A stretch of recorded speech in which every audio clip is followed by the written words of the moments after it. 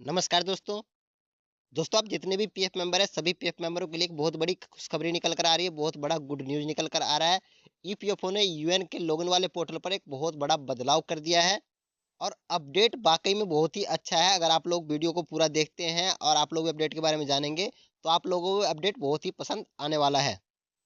तो दोस्तों अपडेट आप लोगों को कहाँ देखने को मिलेगा? तो इसके लिए आप लोगों को यूएन के लॉगिन वाले पोर्टल पे लॉगिन हो जाना है।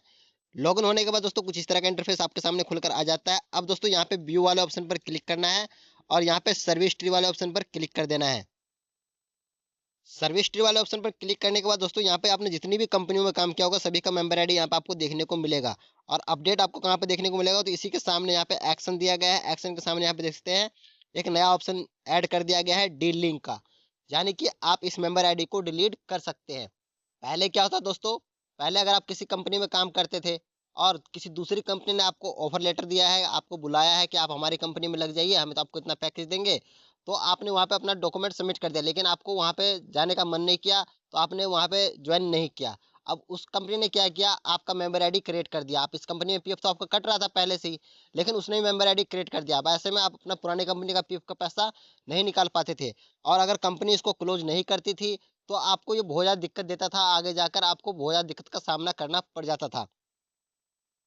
या फिर आप इस कंपनी में काम कर रहे हैं थे, उस कंपनी में काम कर ही रहे हैं और दूसरी कंपनी में आपने इंटरव्यू दिया और उस कंपनी को आपने सारा डॉक्यूमेंट सबमिट कर दिया, लेकिन वहाँ पे आपने जॉइन नहीं किया। उस कंपनी ने आपका मेंबर आईडी क्रिएट कर दिया, तो भी आपको दिक्कत आ जाता था इसी तरह का। इसके अलावा दोस्तों बहुत सारे पीएफ मेंबर के साथ ऐसा भी देखने को मिल रहा था कि गलती से कंपनी ने मेंबर आईडी क्रिएट कर दिया और उस मेंबर आईडी को क्लोज नहीं किया। अगर मेंबर आईडी को क्लोज नहीं करता है तो पुरानी कंपनी का सारा का पीएफ का पैसा जो है आपका वो फँस जाता था और नहीं निकाल पाते थे। तो दोस्तों उन्हीं पीएफ मेंबरों के लिए ये बहुत अच्छी बात होने वाली है या बहुत सारे पीएफ मेंबर पहले कहते भी थे कि सर हमारे यूएन में बहुत सारे मेंबर आईडी क्रिएट है और बहुत सारे मेंबर आईडी में हमने काम ही नहीं किया, हम उसे हटाना चाहते हैं, तो किस प्रकार से हम उसे हटा सकते हैं? तो दोस्तों इसी को देखते हुए ईपीएफओ ने ये नया ऑप्शन लॉन्च कर दिया है डी लिंक का। और दोस्तों इस ऑप्शन की सहायता से जितने भी मेंबर आईडी फालतू फंड के क्रिएट है आपके यूएन में, उसको आप डिलीट कर सकते हैं, हटा सकते हैं। तो चलिए दोस्तों जानते हैं कि ये ऑप्शन काम कैसे करता है, हमें डी लिंक कैसे करना है। तो दोस्तों आप देख सकते हैं जितने भी मेंबर आईडी है उसके सामने यहाँ पे डी लिंक का ऑप्शन दिया गया है। लेकिन दोस्तों एक चीज़ आप ध्यान दीजिएगा, जिस कंपनी में आप काम कर रहे हैं या जिसमें आपका पीएफ का पैसा पड़ा हुआ है, उसको आप डी लिंक मत कीजिएगा, नहीं तो वो डी लिंक होगा तो इसमें आपको एक टर्म एंड कंडीशन भी आगे दिखाऊँगा, तो उसको सोच समझ के आप डी लिंक कीजिएगा।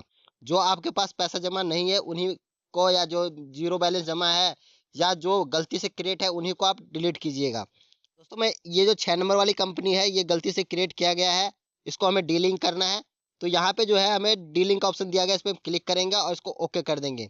ओके करने के बाद ये हमें नेक्स्ट पेज पे लेके चला जाता है। तो यहाँ पे दोस्तों सेलेक्ट रीजन का ऑप्शन दिया गया है, तो यहाँ पे आपको रीजन सेलेक्ट करना होगा सबसे पहले, तो यहाँ पे क्लिक करेंगे और यहाँ पे 2 रीजन दिए गए हैं, इन दोनों में से आपको कोई एक रीजन सेलेक्ट करना होगा। यहाँ बताया गया I never work in this establishment and my UN was added without my consent. यानी कि इस कंपनी में मैंने काम नहीं किया और इस कंपनी ने बिना कंसेंट के मेरा यूएन में मेंबर आईडी क्रिएट कर दिया, ऐड कर दिया। और दूसरा यहाँ दिया गया है establishment offered the employment but I had not joined. यानी कि कंपनी ने मुझे ऑफर दिया पर मैंने इस कंपनी में ज्वाइन नहीं किया, डॉक्यूमेंट सबमिट किया था, इसने मेरा मेंबर आईडी क्रिएट कर दिया। अब इन दोनों में से जो भी आपको ऑप्शन सेलेक्ट करना है वो ऑप्शन आप यहाँ पे सेलेक्ट कर लीजिए। मैं यहाँ पे सेलेक्ट कर लेता हूँ। तो दोस्तों यहाँ पे कुछ टर्म एंड कंडीशन दिए गए हैं, इसको मैं हिंदी में कन्वर्ट कर देता हूँ ताकि आपको अच्छी तरह से समझ में आ सके और आप लोग अपना मेंबर आईडी डिलीट करते समय गलती ना करें, इसलिए मैं इसको आपको अच्छी तरह से समझा देता हूँ।